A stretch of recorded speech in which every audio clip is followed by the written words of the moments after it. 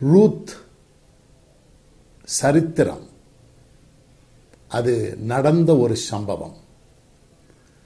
அநேக வேளைகளிலே சிலர் ரூத்தின் கதை என்று சொல்லுவார்கள். அது கதை அல்ல. கதை என்று சொல்லும் பொழுது அது மனுஷனுடைய கற்பனையிலிருந்து எழும்புகிற ஒன்று தான் கதை. சரித்திரம் என்று சொல்லும் பொழுது அது நடந்த சம்பவம். ஆகவே இப்பொழுது நீங்கள் பார்க்க போகிறது ஒரு கதை அல்ல, ஒரு சரித்திர சம்பவம் என்பதை நீங்கள் முதலாவது புரிந்து கொள்ள வேண்டும் என்று நான் விரும்புகிறேன். சகோதரன் ஏஎம் ராஜசேகரன் அவருடைய ஊழியத்திலே நான் காண்கிற ஒரு விசேஷம் என்னவென்றால், அநேக வேளைகளிலே அநேக ஊழியர்கள் திரைக்கு முன்னே நின்று ஊழியம் செய்ய முற்படுகிறார்கள். ஆனால் இவரோ ஊழியர்களையும் ஊழியங்களையும் முன்னே வைத்துவிட்டு திரைக்கு பின்னே நின்று கொண்டு ஊழியம் செய்து கர்த்தரை மகிமைப்படுத்த விரும்புகிற ஒரு கர்த்தருடைய தாசன். ஆகவே பார்க்கிற உங்களுக்கு இது பயனுள்ளதாய் இருக்க வேண்டும் என்று நான் பிரார்த்தித்து இயேசுவின் நாமத்திலே உங்களை வாழ்த்துகிறேன். இப்பொழுதும் கண்களை மூடி ஜெபிப்போம். எங்கள் பரிசுத்தமுள்ள தகப்பனே, உம்மை வாழ்த்துகிறோம். உம்முடைய குமாரனாகிய இயேசு கிறிஸ்துவுக்காக நாங்கள் உம்மை ஸ்தோத்தரிக்கிறோம். உம்முடைய வேதத்தின் வாயிலாக, வேத சம்பவங்களின் வாயிலாக நீர் எங்களோடு தொடர்பு கொண்டு வருகிறீர். பல்வேறு விதங்களிலே எங்களோடு தொடர்பு கொள்ளுகிறீர் ஐயா. பாடல்களின் வாயிலாக எங்களோடு தொடர்பு கொள்ளுகிறீர். திருவசன போதனைகளினாலே நீர் எங்களோட கூட தொடர்பு கொள்ளுகிறீர். ரூத்தின் சரித்திரத்தை காண இருக்கிற உமது பிள்ளைகளை கர்த்தர் கண்ணோக்கி பாரும். இவருடைய கண்களுக்கும் செவிக்கும் மாத்திரம் இது ஒரு விருந்தாய் இருந்து நின்று விடாமல், இது இவர்கள் உள்ளத்திலே புகுந்து இவர்களுக்குள்ளே செயல்பட கர்த்தர் அருள் புரிவீராக. இயேசுவின் மூலம் கேட்கிறோம் நல்ல பிதாவே, ஆமென். மாமி, மாமி, மாமி, எழுந்திருங்கள். அம்மா ரூத், வந்து விட்டாயா? வந்து விட்டாயா? நீ இல்லாமல் இந்த பொழுதை கழித்தது எனக்கு மிகவும் கஷ்டமாக இருந்தது. அதுதான் வந்து விட்டேனே மாமி. இதோ உங்களுக்கு உணவு கொண்டு வந்திருக்கிறேன், சாப்பிடுங்கள். பசியாக இருப்பீர்கள் அல்லவா? இதோ இந்த பாத்திரத்தில் உள்ள தண்ணீரில் கையை கழுவிக்கொண்டு சாப்பிட ஆரம்பியுங்கள். கொடு.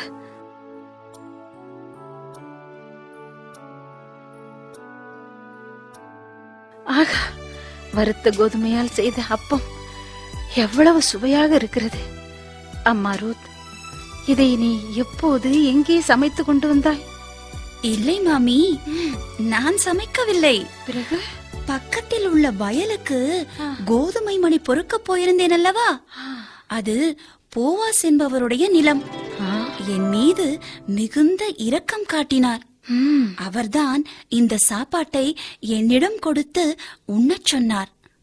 நான் சாப்பிட்டு விட்டு சிறிது உணவை உங்களுக்காகவும் எடுத்து வந்தேன். அப்படியா? கடவுள் அவரை ஆசீர்வதிப்பாராக. சரி, அந்த நிலத்தின் உரிமையாளர் பெயர் என்னவென்று சொன்னாய்? போவாஸ். ஓ, போவாஸ். அம்மா ரூத், அந்த போவாஸ் ஒரு வகையில் நமக்கு சொந்தக்காரர். ஆமாம், உன் மாமனாரின் தம்பி மகன். அந்த போவாஸ் சிறுவனாயிருக்கும் போதே எனக்கு தெரியும். நல்ல உழைப்பாளி, சேமிக்க தெரிந்தவன், மொத்தத்தில் ஒரு பக்தி உள்ளவன். ஆமாமி, அவர் என்னிடம் மிக கருணையோடு நடந்து கொண்டார். அறுவடை முடியும் மட்டும் என் வேலைக்காரிகளுடன் இருந்துவிடு என்று கூறியிருக்கிறார். அப்படியா? ஆமாம் ரூத், அதுதான் நல்லது என்று எனக்கு தோன்றுகிறது.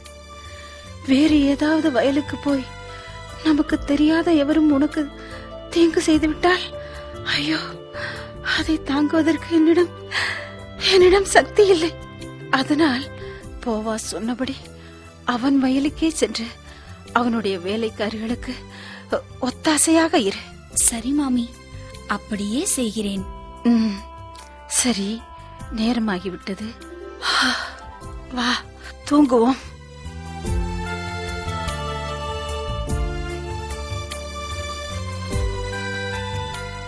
ரூத்து, ரூத்து, வேதாகமத்துல வர்ற ரூத்த பாத்தியா?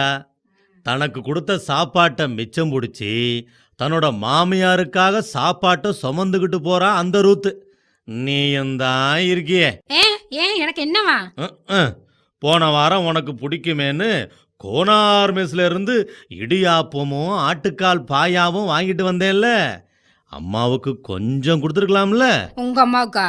சரிதான். இது என்ன ஆட்டுக்கால் சரியா வேகல, உப்பு இல்ல, உரப்பு இல்ல, 1008 குறை சொல்லி இதை போய் வாங்கிட்டு வந்திருக்கான்னு உங்களையும் திட்டுறதுக்கா? ஏங்க, உங்க அம்மாவுக்கு எதுலையுமே திருப்தி கிடையாது. போன வருஷம் கிறிஸ்மஸுக்கு நான் உங்க அம்மாவுக்கு புடவை வாங்கிட்டு வந்து அவஸ்தைப்பட்டது போதாதா? இது என்ன கலரு, சாணி கலர் மாதிரி இருக்கு, இது என்ன துணி, சல்லா துணி மாதிரி இருக்கு, இதை எவ்வளோ கட்டுவான்னு திரும்பி ஜவுளி கடைக்கு போய் மாத்திட்டு வந்தும் அப்படியும் திருப்தி இல்லை. நீங்களே கடத்தெருவுக்கு வாங்க, உங்களுக்கு வேண்டியதை பார்த்து எடுத்துக்கங்கன்னு சொன்னா என்னால நடக்க முடியாதுன்னு சொல்லிடுறாங்க. நான் என்ன பண்றதுன்னு எனக்கே தெரியல. அம்மாடி அம்மாடி அம்மாடி அம்மாடி, பேசி முடிச்சிட்டியா? ஏன் அம்மாவுக்கு ஆட்டுக்கால் பாயா கொடுக்கலேன்னு கேட்டதுக்கு இவ்வளோ பெரிய விளக்கமா? நல்லா தான் பேசுறீங்க, ஆனாலும் உனக்கு வாய் பெருசும்மா. இந்த வீட்டுல வாக்கப்பட்டதுக்கு வாய் இல்லைன்னு அவ்வளவுதான். உங்க அம்மா வாயை விட என் வாய் பெருசு. அடடா, இதெல்லாம் டேப்பு வச்சா அளந்துகிட்டு இருக்க முடியும்? தெரியாம கேட்டுட்ட, உற்றுதாயி. சரி சரி, அந்த பைபிள்ல வர்ற ரூத்து மாமியார் அவளை கவனிச்சாலே, அந்த மாமியார் அவளுக்கு என்ன செஞ்சா அத சொல்லுங்க. அப்படி கேளு.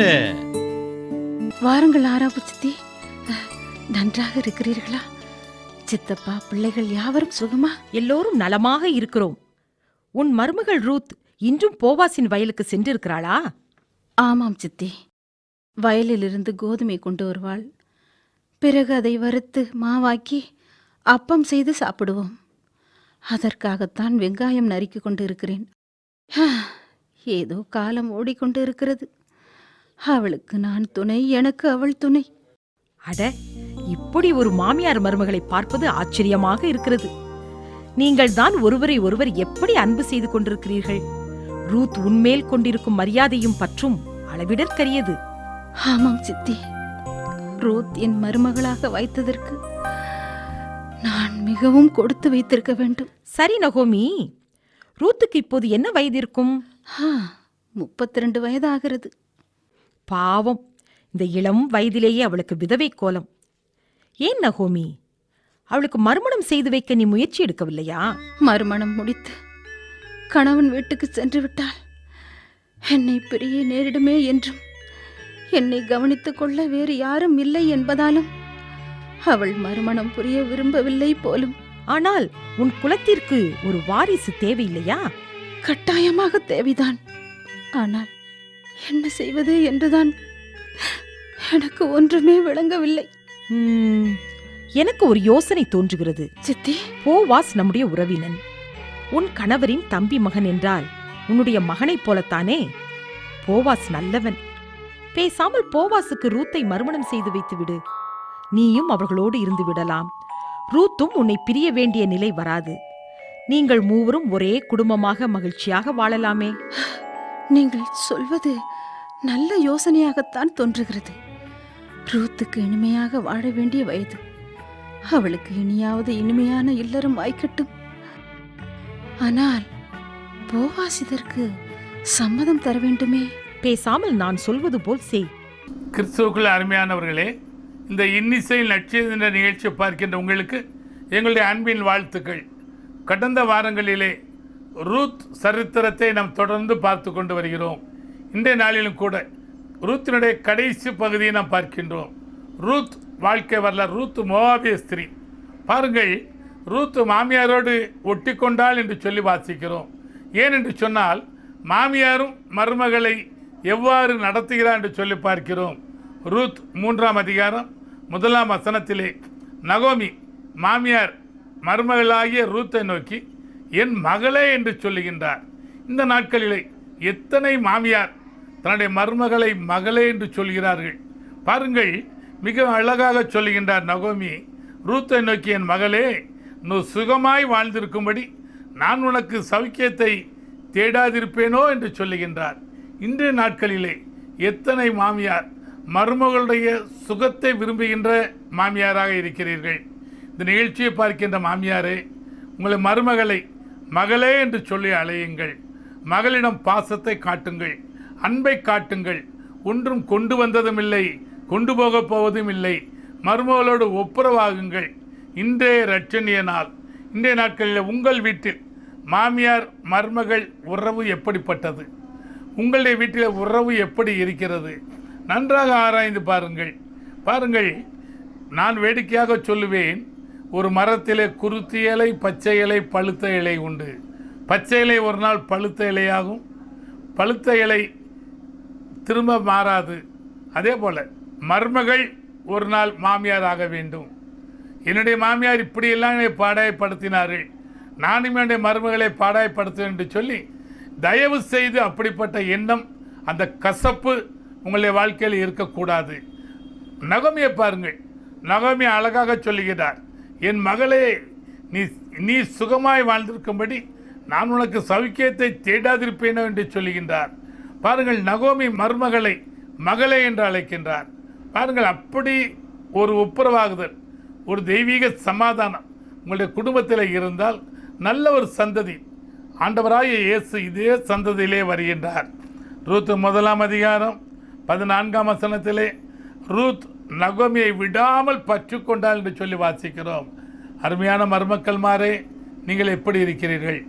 கடந்த நாட்களிலே நாகர்கோவில் பக்கத்தில் உள்ள கிராமத்திலே இந்த நாடகத்தை போடும்போது குருவானவர் கடைசியாக சொன்னார், ஒரு வீட்டுக்கு சென்ற பொழுது மருமகளிடம் உங்கள் மாமியார் எங்கே என்று சொல்லி கேட்ட பொழுது அந்த கிழவி உள்ளே கிடக்கிறாள் என்று சொன்னாலாம்.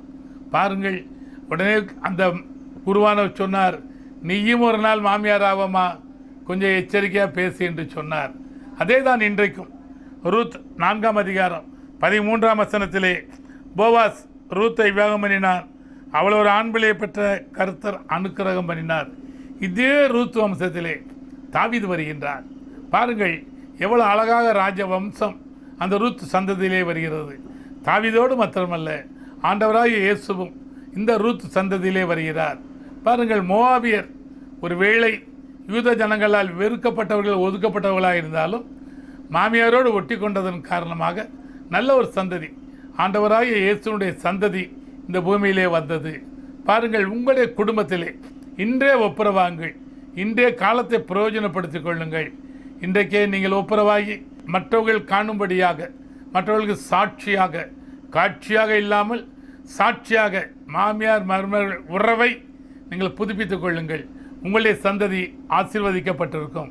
சங்கீதக்காரன் சொல்லுமா போல, என்னோடு கூட கர்த்தரை மகிமைப்படுத்துங்கள், நாம் ஒருமித்தவுடைய நாமத்தை உயர்த்துவோமா என்று சொன்ன வேத வசனத்தின்படி ஆண்டவரை உயர்த்த எங்கள் அழைத்து ஊழியத்தை நிறைவேற்ற காத்திருக்கிறோம்.